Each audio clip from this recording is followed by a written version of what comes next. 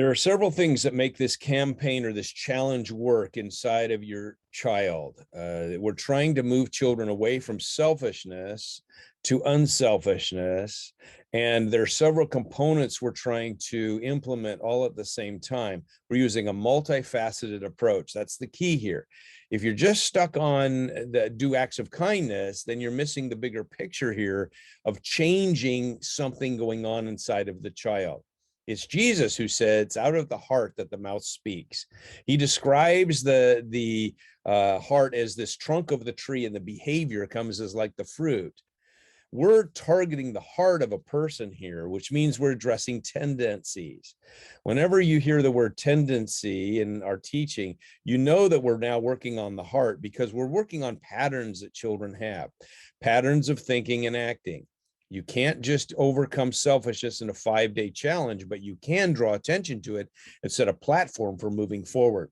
So we're going to approach this as we're helping children to change on a multifaceted level. And thus is the key to helping children make lasting changes. One is we're going to change the way they act. By sending them on missions of kindness, you are focusing on their behavior and some of the changes they're making. Very important, but we don't stop there.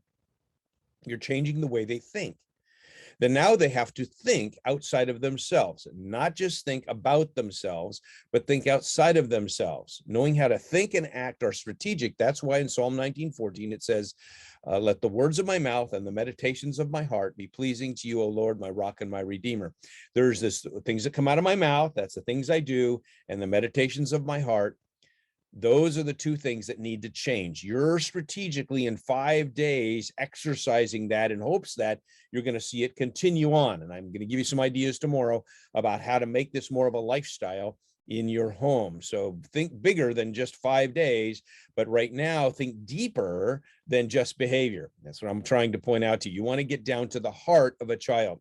So we've got behavior, we've got thinking, we've got spiritual training. That's why we use the Bible verse, Philippians chapter 2. Because God has ability to touch the heart of a person through his word. Very important. The dialogue and the relationship that you're using with your child helps to encourage this. Now, these conversations you're having, or these vision conversations, are very important. So you might want to pause and just have a conversation with your son or daughter and say, I've noticed, this is what I've noticed. You're changing. Here's how I'm seeing you changing. This is powerful because, and if you have that kind of a conversation with your child, it again targets their beliefs. It targets how they understand life. You really want your child to change on a heart level. The heart is this deeper place where we have processing going on. And there's a lot of things that are in the heart that get us into trouble. And so there's a tendency of the heart to be selfish. You're really working on some deeper things of the heart. And now children, if they're growing in just this one challenge, there's just learning how to work on being kind occasionally to someone, or look for new ways to think about initiating in your home, then you're starting to target this huge boulder that needs to get moving inside of the heart. You see, after you get working on this a little bit, you're going to affect things like arguing instead of submitting to the leadership or doing what you're supposed to do, or whining and complaining, negativity instead of being positive in interactions. You're going to encourage kindness instead of meanness. You're going to see children developing cooperation instead of resistance. All of those things are part of this. So this is a much bigger picture than just doing kind things for someone. What we're trying to help you understand is a deeper understanding of selfishness and unselfishness, and how that's developed through the very training that you do in your home. The practice sessions and the activities that you do are strategic. So think in terms of a multifaceted approach to change. When you do think about that, then you're going to see that you're using lots of different ways. Now, this does require that we think about our parenting a little bit differently. I think some parents are seeing that they can't just add something to their schedule of having kids do something kind. What they're seeing is that this is really molding and developing the deeper character of a person inside of the heart. And that requires some parenting adjustments. There may be a little more margin in our schedule, so we have time to have a conversation.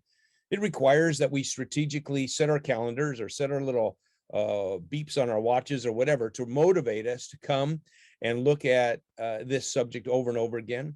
We have to be intentional not just reacting. Reactive parents, they're the ones who are just dealing with problems and reacting to them as they come. Intentional parents are the ones who are saying, we're building character here. We're on a path. That requires not just change in children, obviously, that requires change in us as parents as well. So I hope God is doing something in your heart as well as your children as you're working on this challenge in your life. I hope you're taking advantage of the different pieces of this.